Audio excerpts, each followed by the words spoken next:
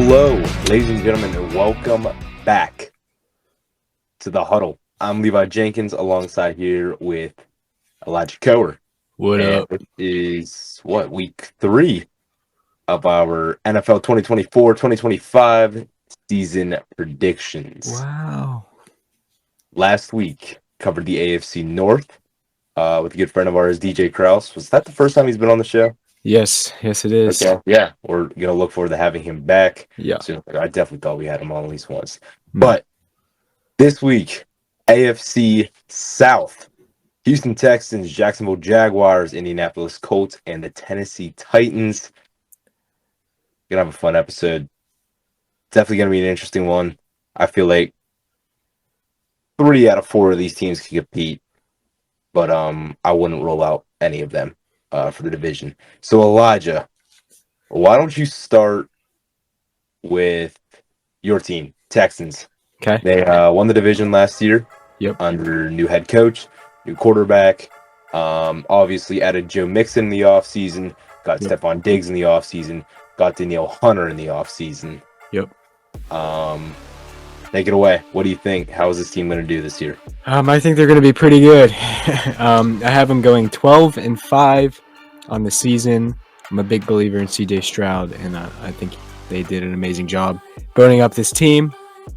They basically their win streak. They had a 6-game win streak in the first 1 through 6, and then they go 4-2 in their division, and I think they're going to be really good, and obviously a playoff spot for them. So yep. What do you got? So I have them just a game worse than you, finishing at 11-6. They're going to finish 3-3 in the division. I obviously think they can do better than 11-6. That's just how my predictions are going to work. Those weeks 1 through 7, I have them on a win streak, which seems so unrealistic. There is probably going to be a loss or two sprinkled in there. Obviously, I saw that you said Green Bay will be beating there in week 7. But if we're looking at like the important games, you look at that final stretch in the season for them, week 15 through 18. Yeah. Only one divisional game, and that's against Tennessee. But they got big games against Miami, Kansas City, and Baltimore. If their players can stay healthy, if they can show that even though they're still a young team with some really good veterans now that they've added in the offseason, they can show they're ready for the playoffs in those last couple weeks of the NFL season, they would definitely be a team to beat going into the playoffs. Yep. All right. Jacksonville, the Choke Masters. I don't know. What do you want to call them? The Terrible Towel, Karma. Whatever. Yeah. Anyway, I have them going 9-8 for the season. I think that may be what they went last year. I can't remember. But 4-2 in the division. They fall behind Houston. I just think that Houston's probably a better team than them, which is why I don't have them going first in the division. But they lost Calvin Ridley, but they've gained a lot. And I still think Josh Allen's a great defender, and I think they've got a pretty decent defense. So I think their defense will definitely carry them. And obviously, Trevor Lawrence got paid a lot, so hopefully he's living up to that payment. They're still a good team. I just think there's some better teams that they're playing, and they're not always consistent as we've seen. So just waiting for that year whenever they do get really good, and Trevor Lawrence is actually playing what he's getting paid. So important game for me would just be the last 2 games, which is against Tennessee and Indianapolis. Indeed. Yeah. For me, I got Jacksonville finishing at a record of 10-7, 4-2 in the division. I think that's the max, though. I don't think this team is winning over 11 games this season, or over 10 games. They're going to start the season out 0-4. Oh, wow. And then by week 8, they're going to be 4-4. So they're going to lose 4 straight, win 4 straight. Once again, these seem so unrealistic, but I don't know. These schedules seem kind of crazy this year. Then it'll just kind of be back and forth wins and losses throughout the rest of the season. I'd take a big game for them is going to be that early couple of matchups they have against Miami, Buffalo, and Houston. Those three big games, if they can prove that they can beat some bigger teams, and Trevor Lawrence is finally looking like the quarterback that they're expecting him to be with that type of money that they're paying him, they could definitely maybe get take a little bit of a lead here in this division if they could beat Houston early on. I feel like as long as they can do okay in the division, they might have a shot at winning the division itself. But for me, it's still going to be a 10-7 record, and they will just miss out on the playoffs. All right. Why don't you start with the Colts now? What you got for them? Yep. Indianapolis Colts, Anthony Richardson returning from a season off with injury. Still got Jonathan Taylor. Got Michael Pittman signed him to a big deal. But they're only going to finish 9-8, 2-4 in the division. I think they can do better than 9-8. But once again, it's just my predictions. Yeah, I would say biggest win streak. A lot of it, I just have them winning a couple games in threes, losing a couple games in threes. Nothing too crazy. I mean, it's 9-8, so they're just over 500. Yeah. Biggest game for them is going to be the first and the last game of the season. They got to come out of the gate with a win. They got to come out of the gate hot against Houston in week 1. And that last game against the Jacksonville week 18 could honestly determine maybe a playoff berth for this team. If they could sneak into the 6th or 7th seed with those two divisional wins, if that could push them above somebody else with the same division in the conference, but they're higher on divisional wins, I feel like those two games is definitely the most important for them. All right. I have them also going 9-8. Yeah, 2-4 in the division. I think one thing that I keep in mind is Anthony Richardson's injury status. Obviously, last year he was hurt for the majority of the season. He got hurt a lot. You can't really base your predictions on injuries, and you can't really account for injuries because they're so random. And obviously, you just can't. But I'm going to for the Colts and assume that maybe Anthony Richardson will be out a little bit this season. But they also have a kind of a tough schedule. I mean, they've got to play Buffalo, Detroit, depending on how the Jets do. The Jets, the Jaguars twice, Houston twice, Pittsburgh, Green Bay, obviously. So, We try to sneak Green Bay into this conversation. no, Green Bay should have been the first team I mentioned. But anyway, yeah, the most important game will be week 18 against the Jaguars. That determines their playoff spot, and I have them just missing out because they lose that game. But yeah. They're still a good team. JT, Anthony Richardson, I like him. I just don't know about how he's going to do with injuries and stuff. And I think Richardson too. Yeah, I mean, obviously we know that I'm a big supporter of him, Yeah. and I hope he does well. I think he could be a top 10, maybe top 7 quarterback in the league this year in terms of stats. Yeah. And I'd hate to say like he's going to get injured, but I just, based on last year, the first few games where he got injured in just about every single one of the games, I think it's almost safe to assume that there may be at least one injury. Maybe not bad, but he's an aggressive player. And they just missed out on the playoffs, even with Gardner Minshew. You're right. That like 4-3 drop. Yep. That one running back had. But still, I would say overall last year wasn't a terrible season for them. But I think they're going to be looking to do better, especially with Richardson back at the helm. Yeah. All right. And for the last part of this division, I guess, Tennessee Titans. This team, I feel like, is going to be a dark horse. Not for the Super Bowl by any means, but they could sneak into the playoffs.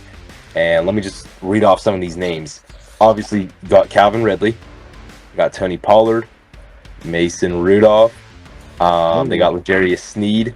So those are 4 names that you're adding to a roster. Obviously, Pollard and Ridley. I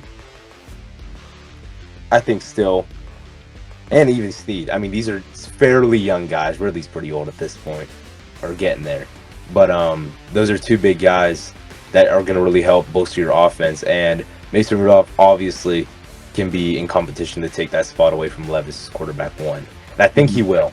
I think Rudolph will end up getting that job eventually, because out of the Titans finishing at 7-10, 3-3 to division. They're losing their first 4 games. They win against Indy in week 6, lose 2 more after that. So we're going into week 9, and they're 1-6. I think at that point, Mason Rudolph comes in. They win 3 straight, lose 2, win 2 more, lose 2, finish out the season with a win against Houston. So I think change of scenery, and Mason Rudolph, he shows that he still should be a starting quarterback regardless of what team he's on. And he comes out, surprises some people again for the 2nd straight year, and that's how the Titans will be. All right. I liked what the Titans did with their offense. They do have some older guys at receivers, though. I mean, DeAndre Hopkins is kind of out of his prime, but he's still a pretty good receiver. Calvin Ridley, he can be good when he's consistent, which. And they got that one guy who I feel like flies over the radar every year, and I cannot think of his name. Well, they got 16. Burks. Yeah. Treylon Burks. And don't forget they got Tyler Boyd, too, at the slot. They did, yes. That's the other guy. They got Boyd as well. Yeah. So honestly, that's not a terrible wide receiver. No. And you got Tony Pollard, who's pretty decent in the receiving game, too. So, so we did see him struggle a little bit last year as that running back one. So I'd be interested to see. I mean, that's some hard shoes to fill too. Yeah, especially the Derrick Henry loss is kind of huge, and I think that's why I have the Titans going 8-9 on the season, 2-4. I really like what their coach though, because they did get rid of their why am I blanking on his name? Who was the coach last year? Mike Vrabel. Yeah, Vrabel, which is still crazy to me. But anyway, they got Brian Callahan from the Bengals, who I think will be a good coach, especially. Since he was an offensive coordinator, and I think this offense can be really good. So I think their offense is going to do well. I'm just not entirely sure about their defense yet. I know they got L'Jarius Sneed and Chidobe Awuzie. But other than that, got Jefferson Simmons up front. But there's there's not much that really, it excites me for any of it. But anyway, and they've really been that way for a while, especially on their defense. Yeah. And also, I'm not sure about the quarterback situation yet. They say when you have 2 quarterbacks, you got no quarterbacks. And I like Will Levis. Pittsburgh's got all the quarterbacks. Yeah. Well, I like Will Levis. I just don't know yet. And then Mason Rudolph, obviously, we know he can maybe be good. Well, yeah, I don't know about Mason Rudolph yet. I'll just say that. So, again, when you got 2 quarterbacks, you got no quarterbacks. But anyway, biggest win streak wasn't that much. Week 8 to week 11, they win those 4 games. They beat what they do, and what I have them doing is beating some good teams, losing to some bad teams. But 8-9, all around pretty mid. Yeah, basically, yeah, and they're just not there yet. I don't think. And when you got a new coach, it might take a little bit. But yeah, I still think the Titans can be good, just not. I think their defense is going to weigh them down, and I just don't. You don't know about quarterback yet, and I'm not sold on Tony Pollard as RB1. So, like you said, he's got to replace Derrick Henry, one of the best to ever do it. So, yeah, that's what I got for them. 2-4 in the division. If I didn't say that already, I think I did. Yeah. So, just to recap, I got the Texans at 11-6, Jags at 10-7, Colts at 9-8, Titans at 7-10. Elijah, you have? I have the Texans at 12-5, the Jaguars at 9-8, the Colts at 9-8, and the Titans at 8-9. And yeah, so we're like within a game. Yeah, really, we get pretty close. A lot of the time. Right. Yeah, that's true. We are. Yeah. All right, so just to talk about the division a little bit more in depth, by the end of the season, real quick, let's go last season. Who was the best quarterback, wide receiver, running back, and let's just do all around defender in the division last year. Last year? Yeah. Okay. Well, just you're saying in the division? In this division. Okay. Yeah. I think the best quarterback was by far C.J. Stroud. It has to be. You're a professional hater of Stroud if you're arguing otherwise. Yeah. Lawrence very well could have been. Yeah. Got hurt though. Yeah. It's when that injury came that really messed him up a little bit. But Oh, a lot. yeah, a lot. Right. But yeah, and maybe Anthony Richardson could have been also, but again, injury. And I don't think Will Levis was close at all to any of them. So No. and or who was the other guy they had? But was Tannehill still on the team? I don't even remember.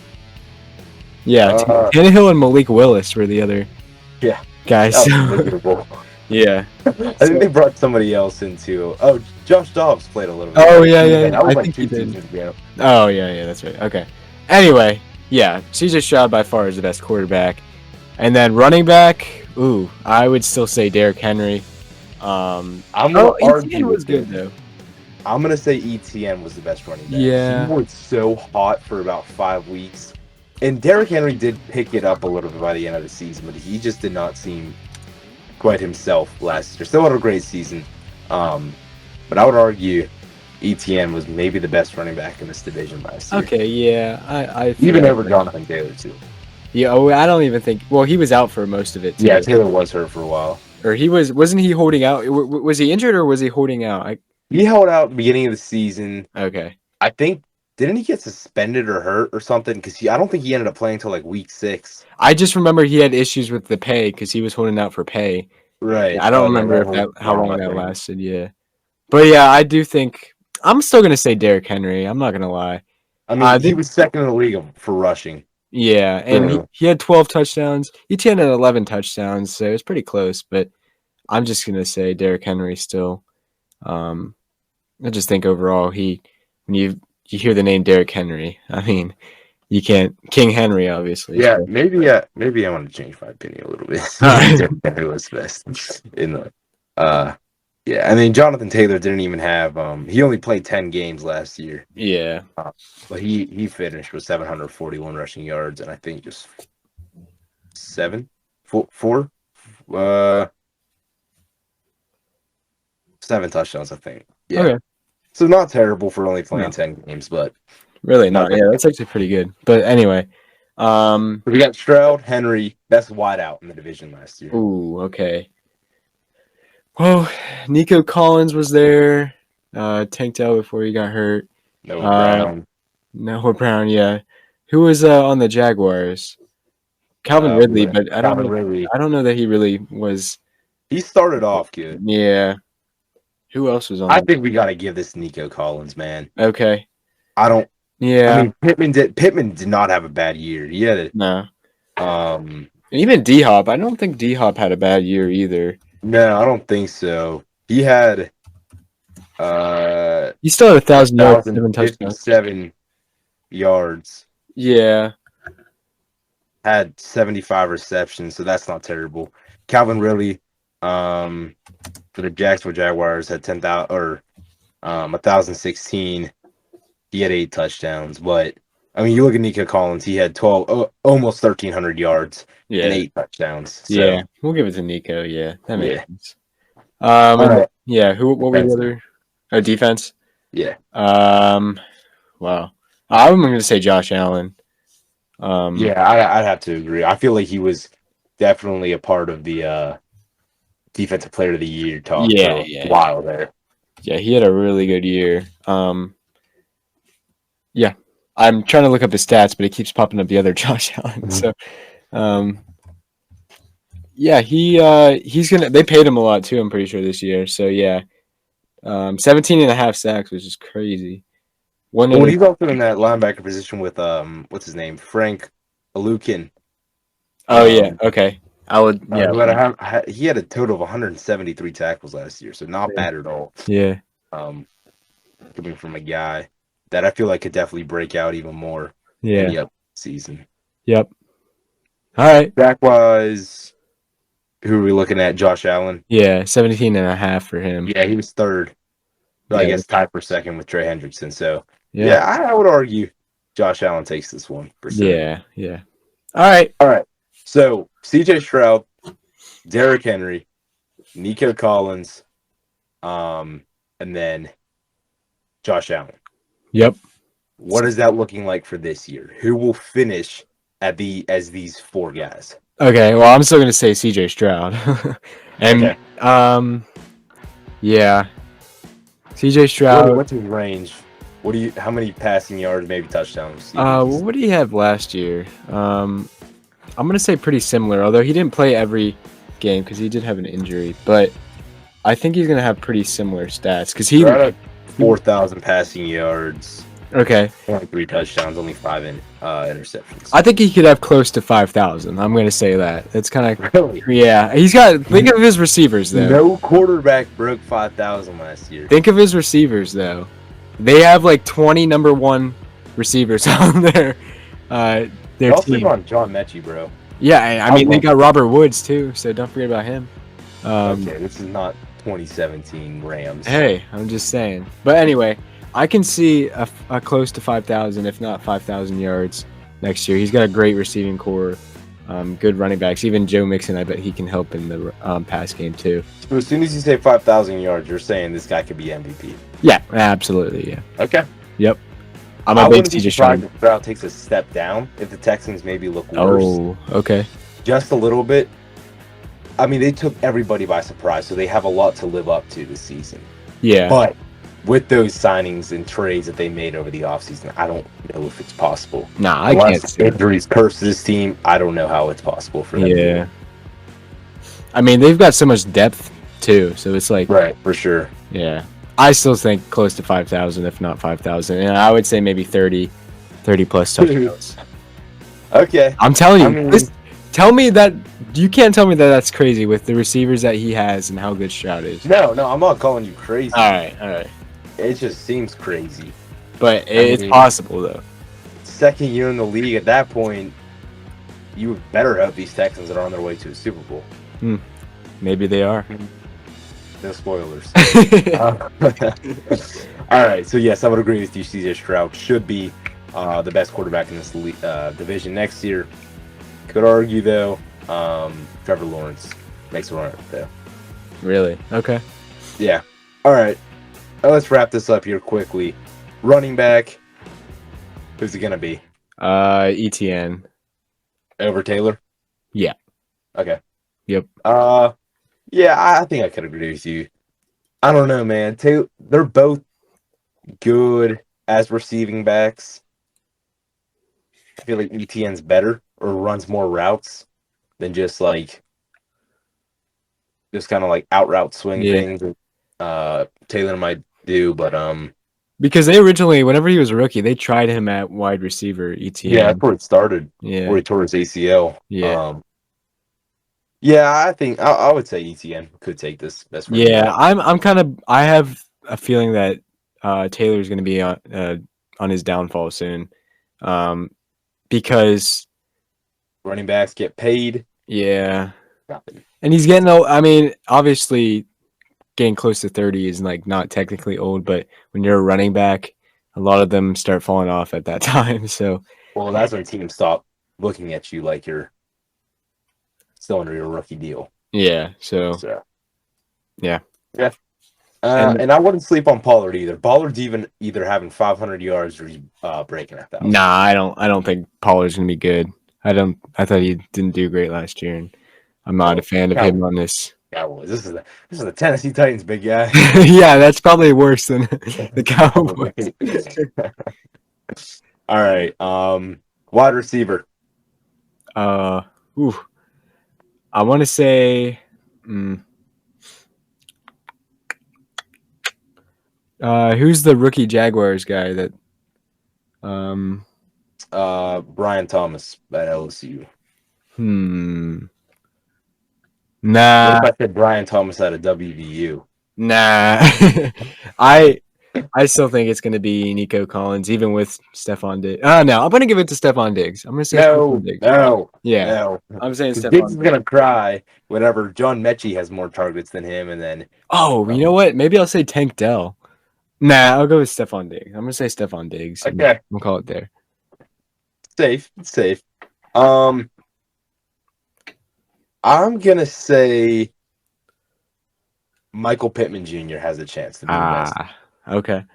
And I don't want to be like the guy that's always controversial or whatever. But come on, we just said it. Stroud's got to spread the ball a lot to a lot of different guys. There's a lot of different people to cover too in this division. So I think Pittman could pull one off this year. I know he's got Josh Downs on the team with him, and then Alex Pierce. Those are the three big guys in that wide receiver group. So I don't know. I think Pittman could pull off a big year with Richardson. All right. I think they're going to be a fun duo to watch. None of us think that Christian Kirk, Gabe Davis, or Brian Thomas are going to be the best receivers. No, once again, it's the Jacksonville wide receiver core that's overpaid but somehow produce. It's been that way since the dawn of time. Yeah, really. All right. Last one, defender. Let's keep it quick. Best defender in this division. You got Josh Allen, Danielle Hunter, DeForest Buckner. What's the Titans, the cornerback they just Snead. Darius Snead, yeah. I'm not saying him, but I'm gonna go with Josh Allen again. Okay. Yeah, I just think he's really good, so I'm gonna go with that. I would agree. I feel like Trayvon Walker could break out this year too. That'll take away some production. From Josh Allen. So I'm gonna say Danielle Hunter. I think he's going to be. You don't think he's old? Hunter? Yeah. I mean, look what he did on the Vikings last year. And he's borderline unstoppable. I mean, hey, guess what, everybody? Crazy that, there's other defenders that had a better season than Myles Garrett. Would you believe that? Yeah. But Danielle Hunter was one of them. Crazy, wasn't it? Yeah. I mean, Hunter finished with 16.5 sacks, finished with a total of 83 tackles. Don't think he had an interception. He had 4 forced fumbles, though. Dang, yeah, that is good. So, I don't know. I'm going to go Hunter here. All right.